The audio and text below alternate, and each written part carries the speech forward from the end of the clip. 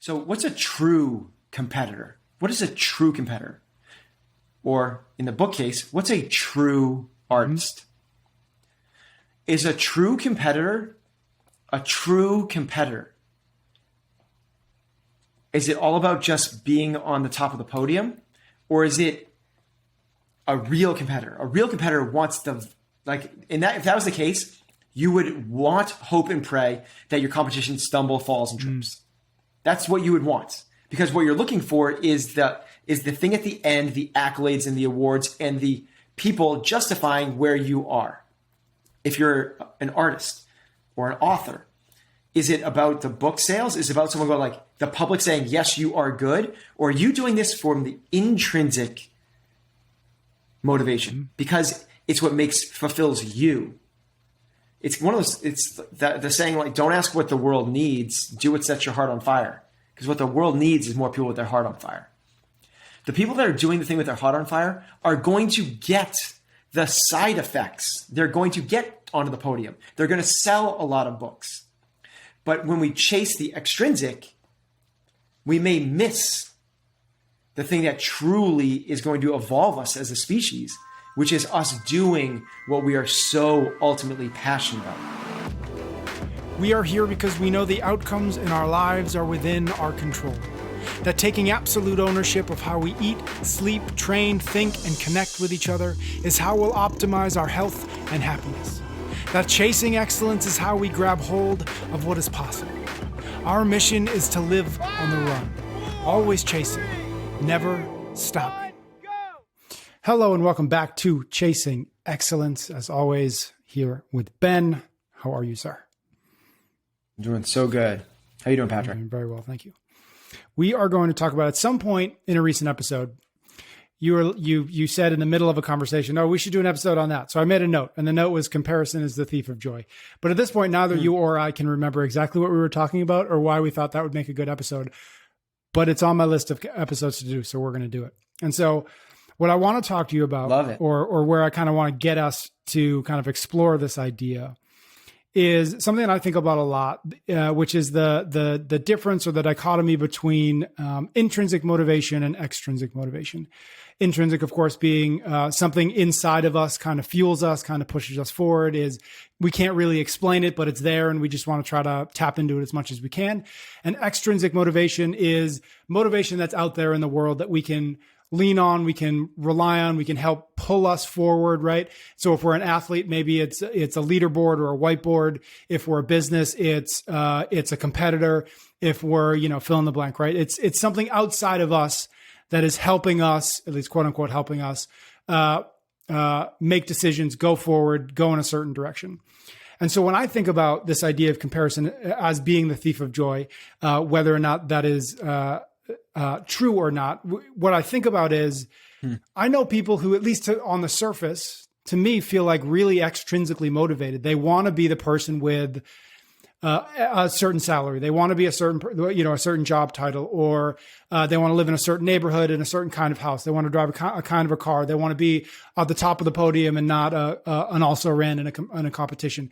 And at least, again, on the surface, not knowing them deeply, it feels to me like that they're using that kind of extrinsic motivation rather as a positive thing, as a thing that's really like, it's making them work hard, it's making them focus, it's making them say no to all the things that won't drive them towards that particular goal.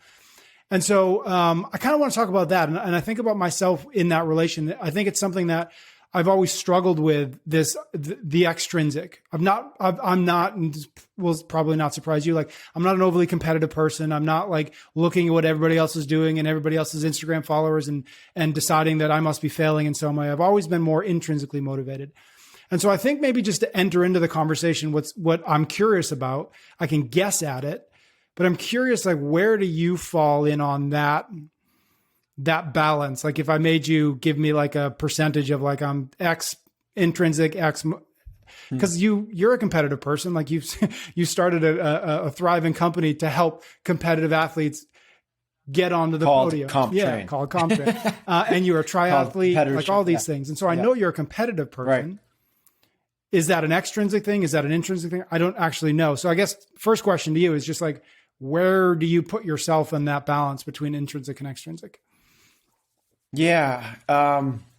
It's such a cool conversation just to bring the awareness to that, because I think it is a powerful thing. It's a powerful thing to understand the differences in that weird dichotomy of like, ooh, do they rub up against each other? Are they mutually exclusive? Do they feed each other? And I believe I'm substantially more intrinsically motivated. And I think that because I have no idea how many books I've sold. I have no idea how many likes I get on posts. I never go back to revisit them. Those other things don't excite me, but other things do for sure. And I don't know. So I certainly have levels of extrinsic motivation, but I think we all do. Having said that, I think that we should be aspiring to be more. We should be aspiring to be more like Patrick Cummings, Hardly. more intrinsically motivated. And here's the reason why. This is I think it stems down into our evolutionary biology, like from a DNA perspective. I think that we are hardwired for extrinsic motivation, much more so than intrinsic, because it was very closely correlated. The tribe saying, Patrick, you are special. Patrick, here's an award. Patrick, here is an accolade. Patrick, here is a better cut of meat. Here is a better mate. As you got more attention, more awareness, as you climbed the ranks, your chances of survival went up. If you were seen by the tribe for millennia and millennia of, like human existence as very valuable, if the tribe said, we need to keep Patrick is so valuable to our tribe, they would work hard to protect you and to keep you safe. And then your offspring would have a better chance of being protected and safe. So it's built into us from a biological perspective. The strange thing is that doesn't serve us anymore, but it's still massively hardwired into us. Much the same way that this fight or flight mechanism does not serve us the way that it's supposed to anymore. Back in the day, if you heard a twig go snap in the woods, it might be a saber-toothed tiger. It might be, some predator coming to take you. So we have this really, really high-tuned CNS awareness system to detect danger. It's phenomenal. Just like most startle, flinch response, fight or flight, like most animals do. Ours might not be as good as the rabbit in the backyard, but it's still pretty honed in. Fortunately, we don't have the predators walking around now. We don't have to worry about a pterodactyl coming down and scooping us up. We don't have to worry about, rabid, sharks with laser beams roaming the streets with AK-47s, like some sci-fi movie or something like that. We live in a very, very relatively safe environment. Now, I realize that there are war-torn countries and stuff like that, but for the majority of the world, we live in the safest environment that's ever existed for humanity. But hardwired into us is this overactive fight or flight. And now, instead of the saber-toothed tiger or the pterodactyl, we have bosses and we have traffic and we have social media and we have gossip. And we respond to those like they're life-threatening things when they're not. And it wreaks havoc on us, both from an emotional and a physiological perspective. This is a big reason for disease. It's like stress. The crazy thing about stress, we talk about this and other things, stress is basically it's a physiological response that is responding to your emotions. And your emotions are responding to your environment. And your environment is interpreted. It's not real. Because if you interpret the environment different than I do, you hear a dog, you love dogs. It makes you feel warm and fuzzy. I hate dogs. I was attacked by a dog. It makes me feel like I'm vulnerable. I'm going to die. It's just the way we interpret the environment. It's not the actual environment. So again, what this comes down to is this thing that doesn't serve us, but it's built into us. Much like extrinsic versus intrinsic motivation. Whereas extrinsic is the awards, the accolades, you are special, you are going. It basically used to be correlated to your chance of survival. That's not true anymore. What we need to shift away from is the tribe saying, you are special, Patrick, because you have a Lamborghini. You are special because you have 1 million followers on Facebook. You are special because you have won the competition. And get back into what is going to serve us, both individually and as a species. And what serves us eventually speaks to our purpose. And our purpose is, I believe that we all have the same purpose. And that purpose is to evolve our species, to create something better.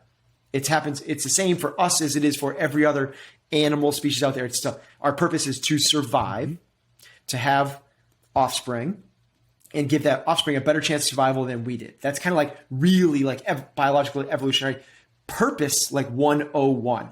And the world is constantly changing. What was once a forest has become a walking path, which became a dirt road, which became a paved road, which became a superhighway, which then becomes the super hyperloop underneath and flying cars in the future. Like, we are evolving, whether we like it or not. There is no standing still. So what we are fighting constantly is against that complacency and standing still, or worse, de-evolution, where we get shorter, fatter, and weaker. But what we're trying to do is evolve and give our species a better chance of survival. Now, that happens both from evolving our minds, evolving our bodies, living longer, becoming smarter, passing off better genetics to our next. It's the evolution of our consciousness and us as a species. That, to me, is if we all walked around with that all the time, that's intrinsic motivation. That's you doing what's the best thing for our species. What you do not need to do is get more followers on social media. That's the extrinsic. What you don't need to do is have your parents go, Patrick, I'm proud of you. That's ego. Extrinsic motivation is fully related to ego. Ego likes things. It likes the cars. It likes the thumbs up. It likes the Facebook likes. It likes the more followers. It likes people saying you're special in any which way. Sometimes this works negatively. You can be special and be somebody that's a drug addict. That's ego. They're trying to be special in their own different way. I'm not like everybody else. I am the victim type thing. But your ego likes to latch onto things. Ego is at odds with us evolving as a species. It's this weird thing that we have that no other species has, which is we have the ability to have awareness of our thoughts. Nobody else gets that. It's what makes us who we are. Other ones are just the startle response. It's just instinct. They don't get to think about it. They don't get to self-reflect. This is what makes us special. And the more that we can melt the ego out of this, the more intrinsically motivated we are, aka be better at this for the sake of being better at it, aka be present right here in the moment, which, by the way, gets to what I alluded to just then was our inner purpose. We also have outer purposes, which the outer purpose is constantly changing. It's why people have such a hard time with what's my purpose. They're trying to find their outer purpose when their inner purpose is the same. Become awoken, enlightened, a spiritual being, become the best physical form of yourself. Like that's what we're trying to do. That's everyone's purpose. But the outer purpose takes different forms. And it could be for you, it could be to share the message of health and happiness through a podcast. It could be to create a drug that eliminates cancer. It could be finding a new way to recycle and keep plastics out of the ocean. It could be create a safer form of transportation. Like, everyone's outer purpose is different, unique to them, their skill sets, but also it changes. And this is what people have such a hard time with, because your purpose right now is different than what your purpose is going to be in 3 hours when you're at the dinner table with your family. At 3 hours, your purpose should not be to share this message. It should be to connect with your family. And that is constantly changing. And that's why it's so important, because it's constantly changing, to be in touch with, aware of, and in tune with right now, the present moment. And if you are attached to things, things are not in the present moment. Things are the events that have happened to you in the past, or the events that you're fearful of or hopeful of in the future, pulling you away from the now, or they're material things, which are totally related to the ego. It's all about the cars or even, by the way, even like experiences. Experiences can even be things that your ego wants to attach to.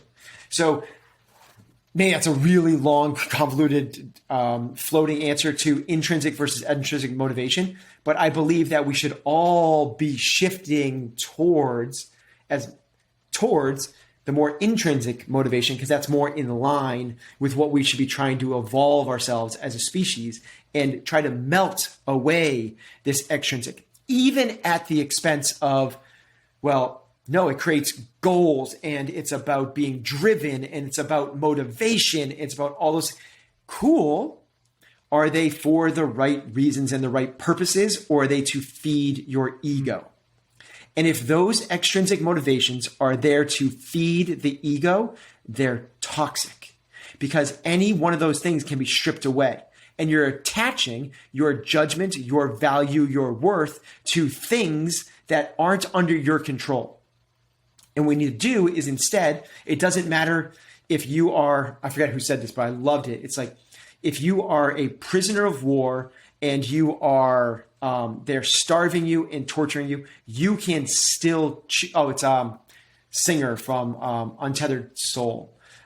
It's basically, the idea is you still have the ability to have the intrinsic motivation to be at peace with that moment.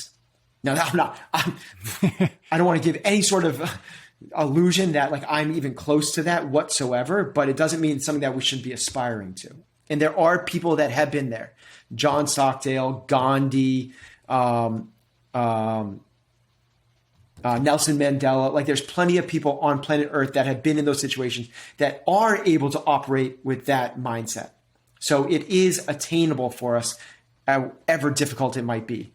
And what makes it harder on top of that is not only is it built into our DNA, but it's been like double down and triple down with like social media and the awareness of like the haves and the have-nots, and everyone's living their best life, and wow, what's wrong with me? And now we get into the comparison thing of I'm not where I'm supposed to be in my journey. Man, that's why comparison is the thief of all joy, because it puts the value on the things, the extrinsic, not the intrinsic, which should be inside of us and totally under our control at any time.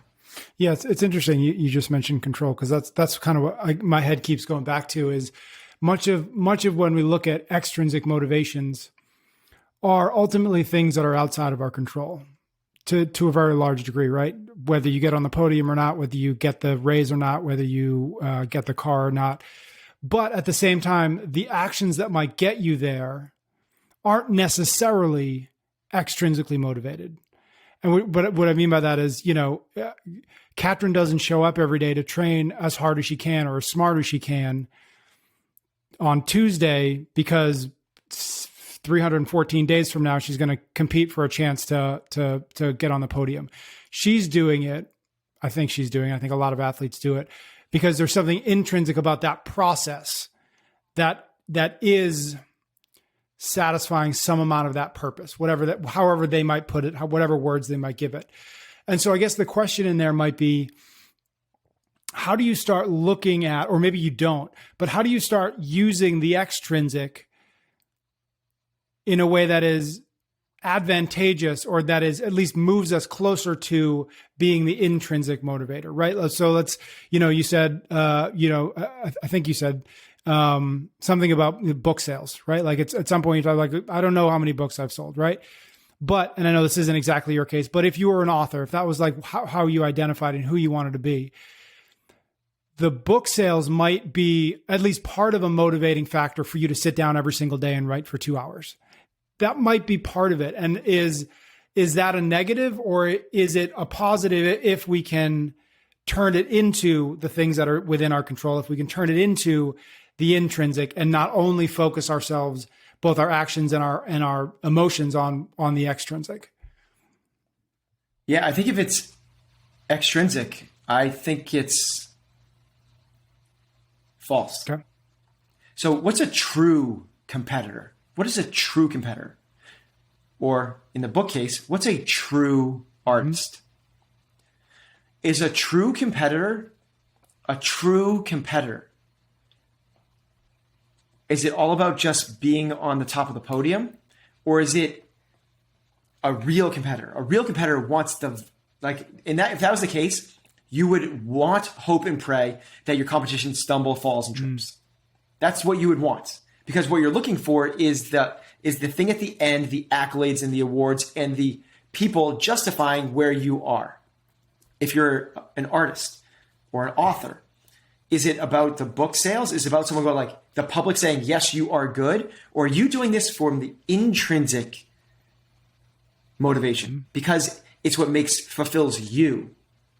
It's one of those, it's the saying like, don't ask what the world needs, do what sets your heart on fire. Because what the world needs is more people with their heart on fire. The people that are doing the thing with their heart on fire are going to get the side effects. They're going to get onto the podium. They're going to sell a lot of books. But when we chase the extrinsic, we may miss the thing that truly is going to evolve us as a species, which is us doing what we are so ultimately passionate about.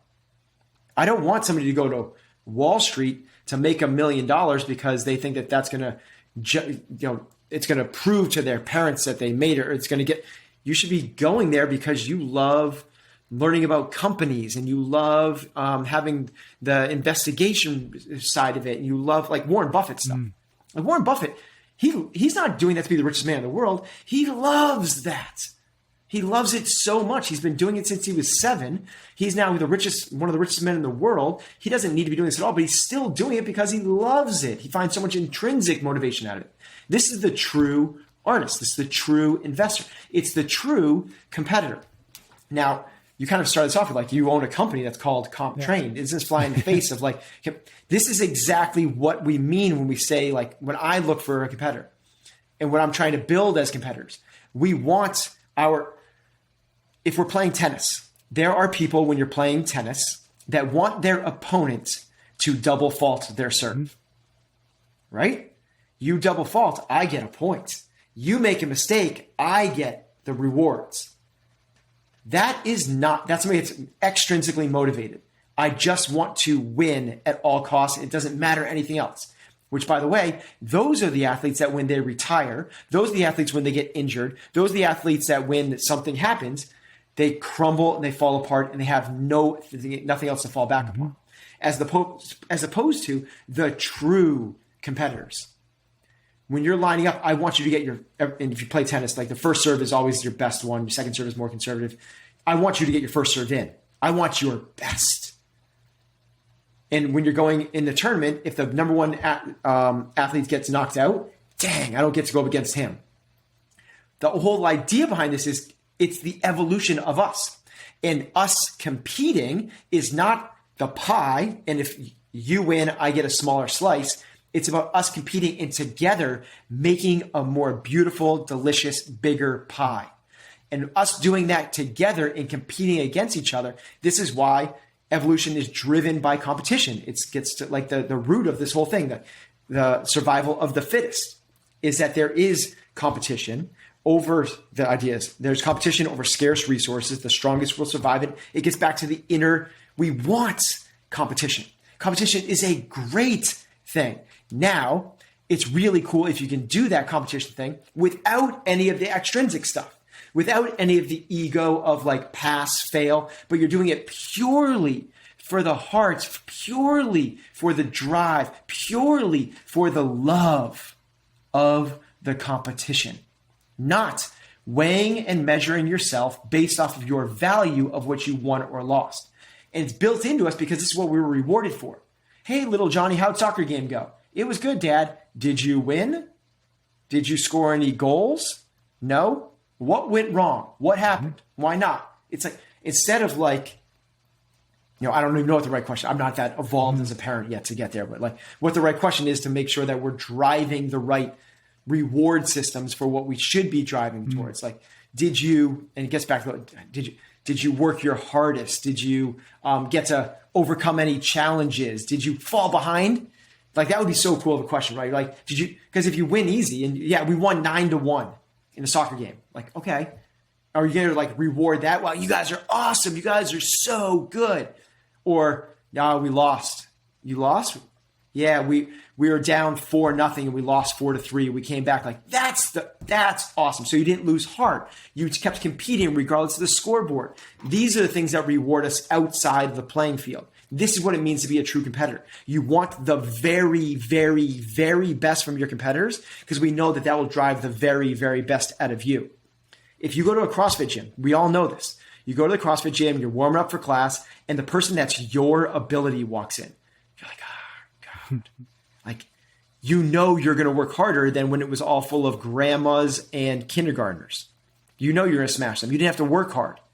Well, the reason you're going to work harder is because their person's going to drive the best of you because they're the same ability. You're going to compete. And if you do that day after day after day, you're going to get much better than if you're in a class with grandmas and kindergartners. We want that. It's going to drive us forward. So a couple of things. One, you said, or you mentioned reward systems, which I think is kind of key to this, right? Because so much of our actions are based on the feedback that we've received from the previous action. Oh, somebody liked that post. I'll do more of that. That makes me feel good, right? That's that little dopamine hit. I got third in that competition. I'm going to keep doing this. I'm going to try to get second, right? And so how in your mind do we start to rewrite I don't know if it's the feedback systems, the reward systems, something so that we're starting to reward ourselves for the kinds of things you're talking about, the kind of intrinsically motivated, the intrinsically driven actions, emotions, feelings. What does that begin to look like in your mind to start rewarding ourselves for those things so that, again, we can keep doing them so that we're like, oh, that felt really good. I'm going to do that again. It's to me, it boils down always to awareness. So it's awareness of these triggers. And what are the things that make you feel good? What are the things that make you feel bad? What are the things that make you feel kind of funny and weird and all these? It's becoming aware of what's going on. And when you get that little hit of like, oh, that person's, you look at your social media post and it has 1,000 likes. And you're like, oh my gosh, that feels so good. Like, wow, and realize that's so that's the first part is the awareness, like, whoa, that made me feel good. And then pull it back. Why did that make me feel good? That made you feel good because of this evolutionary biology perspective of it's feeding into your ego. That ego, to get the awareness that the ego does not serve us. It seems like it does because it wants importance. That's the whole idea behind ego, is it wants to feel important. It's trying to grow and grow and grow inside of you constantly. That's at odds of us becoming more. It's also at the destruction of every massive thing that's ever happened. Like Hitler was the biggest egomaniac ever. I'm not saying you winning awards and getting likes on social media is equivalent to that whatsoever. But you have to recognize how destructive the ego is and what the ego will do to get fed. And some things don't seem that bad. Like you coming in third place and someone patting you on the back and going, nice job on getting third place. And you're getting first place and people handing you a big check and wow, that feels good. Those aren't destructive. They're not. But we have to realize is that those are very closely associated. And if you don't pull it back, it's going to take a certain form. And that form is dangerous because we start attaching ourselves to things instead of the intrinsic things, which is the process. So how do we do this? How do we reframe it? It takes really good coaches, teachers, parents, mentors, people, policymakers, whoever, to start talking about it. Or it takes you taking ownership, responsibility of doing the work yourself. And I'm not saying that I massively, the ego controls a huge part of my life. And I'm massively affected by external motivators in a massive, massive way. But it doesn't mean that I'm not trying to become more aware of them. It doesn't mean that I'm not trying to feed more into my inner purpose and my intrinsic motivations of dedicating myself to the process and the things that I know are right and things that necessarily don't feed my ego, but I know are going to be good for me in the long run. So I'm curious, you sort of teed something up for me, thinking about this idea that we kind of walked into this conversation with, is comparison being the thief of joy. And maybe the contrast to your idea of competitiveness or a true competitor. What is that difference to you? What is the difference between competing and comparing? And because those two, to me, feel like they could be very easily interchanged, maybe to our detriment. And so can you maybe just unpack that a little bit? Because it feels like that's what you're trying to tease apart. And so I'm just curious, what are the differences and how do we lean towards competitiveness as you've laid it out versus comparison, which I think is that extrinsic stuff? Traditionally, the way competitive has been measured has been wins and losses. And that's not the way I look at it at all. We can use competition to make ourselves better. That's what it's about. Without competition, we are not. So if you're a business and that business has no competition, you are not going to evolve or be as good as you possibly could as if that was competition. It's really interesting. I had a conversation with the head of marketing at Noble.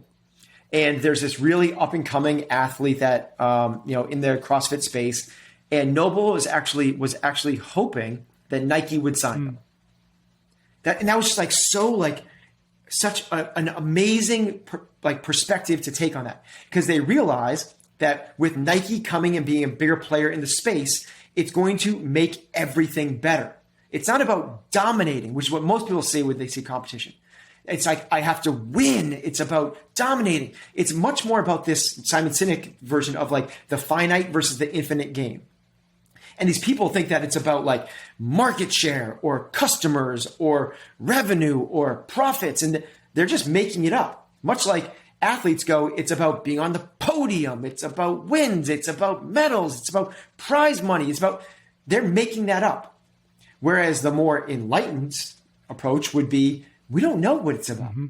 So why are we like chasing these things that are really outside of our control? They are things that are feeding our ego. And why would we not go towards the more inner purpose stuff, the more intrinsic motivators, which is, let's use competition. Let's use this platform. Let's use the scoreboard to drive us to be better than we were yesterday. That's what a true competitor is seeking. A true competitor is seeking competition because they know that they can be better themselves. It's about being better than yesterday. ...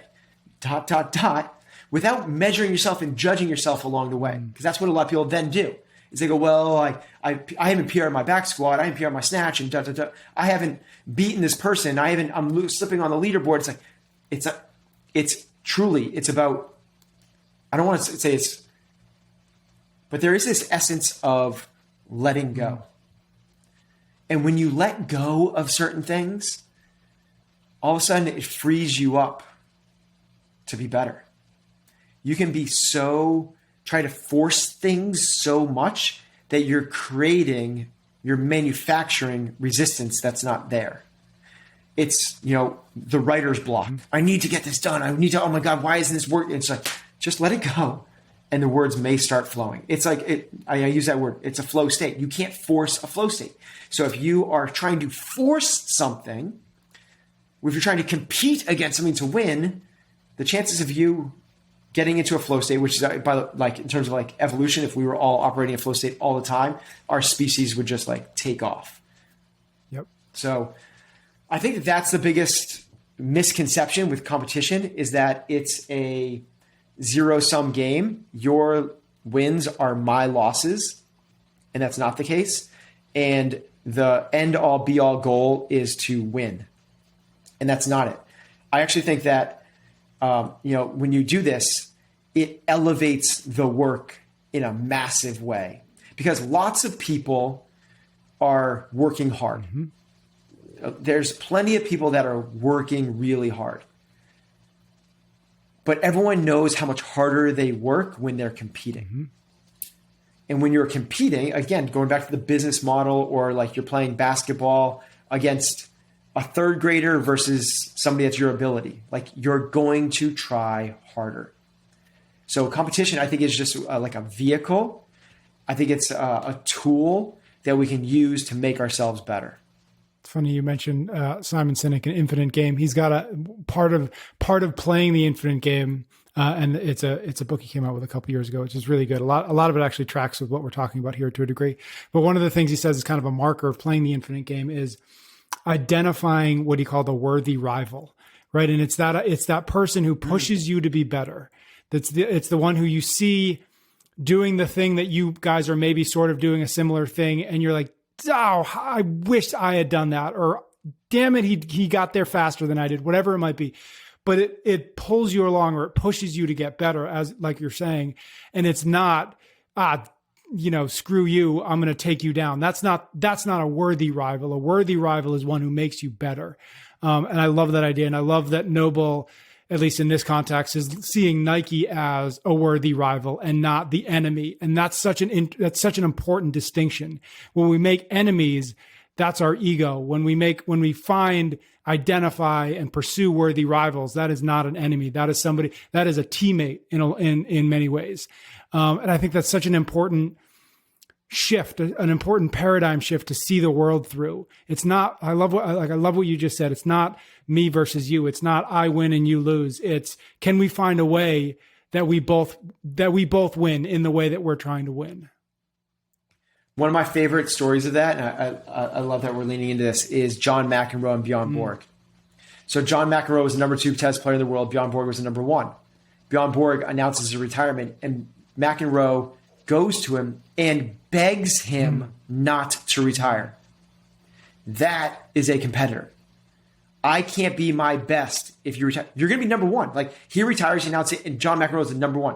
But it's not about the leaderboard. It's not about the accolades. It's not about the awards. It's about getting the most out of us. And a worthy rival is an awesome way to do that. Yeah. It's interesting. One of the things I've thought about a lot lately is we spend a lot of time wanting to be better, and we don't spend nearly enough time wanting to get better. And I think that's the distinction that at least I'm kind of going to be walking away from this conversation thinking about a little bit more, is where am I focused too much on being better? And define that however one defines it, right? And not enough time, not enough energy, not enough attention on the process by which one gets better. Because that's where all the magic is. That's where the intrinsic stuff is. That's where the flow states are. The being better, hopefully you never get there, because the process of getting better forever continues. We've talked about this before. Get on the podium, you feel good for an hour, and then the next day is, well, and then it's like, well, now I've got to do it again, or I've got to do it better, or I've got to shore up my weaknesses, right? So the idea of better is, in many ways, the idea of excellence that we've talked about a lot. It's a mirage. It's an oasis. It's a thing for us to aim for. But man, let's hope we never get there, because that's not the point. The point is the process by which you get there. Yeah, I love that. It's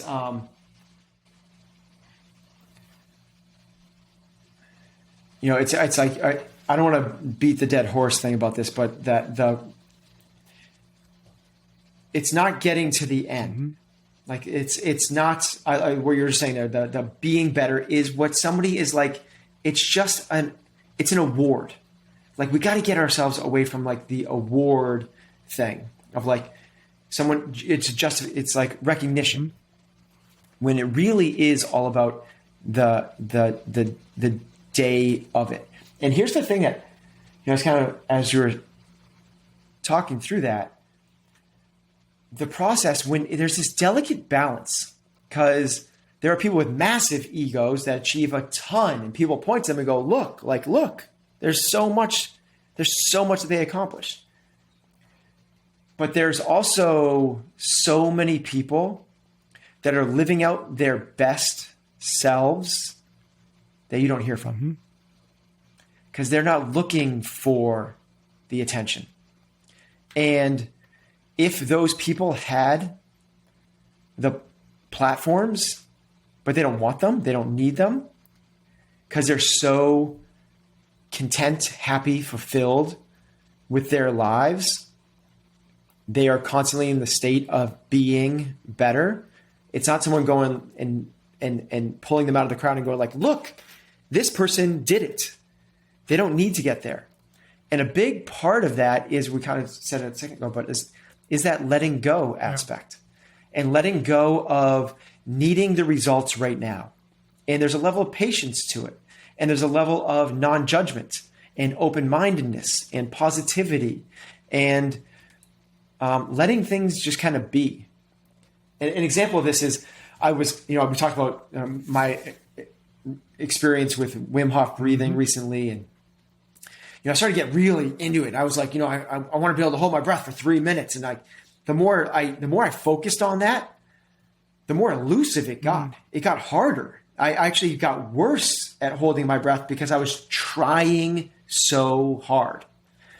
And a couple sessions have happened where I actually just I let it go. I just saw, like, that was what I was saying to myself. Just like, just let it go. I was breathing, and I changed my breathing pattern completely because I wasn't trying to quote what you learn, oxygenate the body as much as you can. And I just literally just sat there and just let everything go. And I had my longest breath hold I've ever had in my life. Just from the time that, like, literally the day I stopped trying was the day I made the most gains. And right now, what's going through my mind actually is like, you're telling this story to feed your ego. It's like I'm becoming so aware of this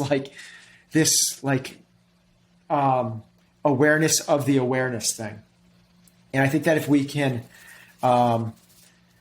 try to pull that back a little bit and not look for the justification along the way and truly just enjoy the process for what it actually is, that to me is like really in line with what we should all be doing all the time. Maybe last question. To me, it's like, that's what total freedom is. That's what peace is. That's what stillness is. That's what we're all searching for, is this beautiful homeostasis where we're not in this, it's a struggle-free state. It's like the gap between stimulus and response, and you're able to kind of just like expand that and like lean into that and not get wrapped up into that little voice in your head, which loves to tell you stories. It just loves to tell you stories. Those stories aren't real. Like, they're not real, though. It's making up a story to make you feel more important. And when we are able to kind of just like let that melt away, that's when the great work happens. That's when you all of a sudden can get more muscle ups. You can hold your breath longer. You can write that amazing essay. You can be truly in love with somebody. I think that's the magic we're all searching for. Last question is just maybe related to or where ambition fits into this conversation and this idea of becoming a competitor versus competing versus comparing. Where is all ambition bad?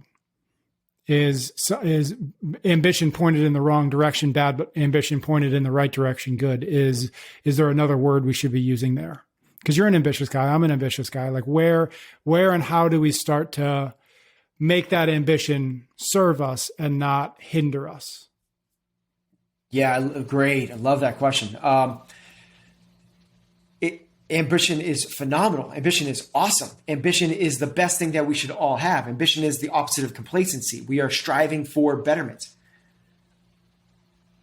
But why? Mm-hmm. Like, what is the, so you ask yourself the 5 whys. I am so ambitious. I'm so badly want this. Okay. Why? Well, because if I so badly want to make $1 million. Why? Because if I make $1 million, I will have financial security. I won't have to worry about my family. Okay. Why is that important to you? Because if I do that, then I can have the freedom and the peace of mind to be able to . Okay. Why is that? And also, you get to this thing. It's like, it's not the $1 million that you're pursuing. That's the vehicle. That's a means to it. What you're really searching for is peace. What you're really searching for is a harmonious state. What you're really looking for is safety. So it's okay to be ambitious, but what you don't want to do is, there's so many people that are ambitious for that, and they think that that's the thing, and they burn everything up in their wake, and their ego gets a hold of them and goes, you want that because of that. That's the thing you want. Or they go, you want that because of everyone will then think that you're amazing, and everyone will respect you if you do that. And well, okay, why does they stop at that question? So what they're searching for is respect and recognition. And that's not what you got to ask yourself the 5 whys. You got to peel it back because it's not the respect and recognition you're looking for. There's a reason you want that. Okay, what is it? And once you get peeled back, and then you realize that it's not that you're chasing. So it might be a different vehicle, or don't burn things up along the way. And certainly don't put so much value into the things, because what you're actually looking for is to fulfill your inner and outer purpose. And the things can be distractions along the way because your ego loves the things. And recognition is a thing. Yeah. And how much more valuable would it be to actually understand why am I chasing recognition? Why am I chasing status? Why am I chasing fill in the blank? Solve for that, right? We've talked about before, right? Root the cause, right? When you've got an athlete in front of you, well, it's probably better for you to root the cause than not. It's the same thing in almost all areas of our lives, right? Figure out what is actually causing me to chase that thing. Because it's not that thing, like you just said. It's not this. The car won't solve it, because after that you'll want another car, a bigger car, a faster car. Same with jobs, same with salary, same with everything. And so if you can start to get an understanding of what is actually at the root cause of this chase, then guess what? You get to actually make decisions and take actions that might solve that thing, instead of, man, I hope that Band-Aid is the one that finally stops the bleeding. I hope that one is. Okay, that wasn't it. I've got to go chase another thing. Go to the source of it. Go to the root cause. And man, how much more time, how much more energy, how much frustration can we save if we actually it's harder work. It's a lot harder work to go to the root cause. It's slower. You've got to be patient. You've got to be honest. But man, like, actually stop the bleeding where it's bleeding.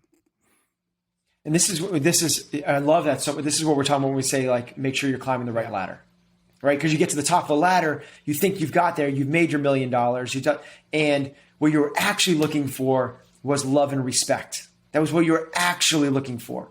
But on your way to get there, you got divorced, you lost your relationship with your kids, you're fat, and you're out of shape. Like, so now you have but you have that, but you got to the top of the ladder, but it wasn't the thing that you were actually looking for.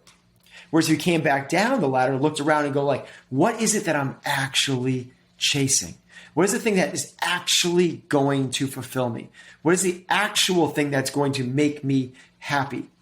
And then you can chase things with ambition, with purpose behind them, in line with what you value in your life. I love that. All right, man. I think it's a good place to wrap up. That was fun. Thank you. Hope everybody else out there liked it.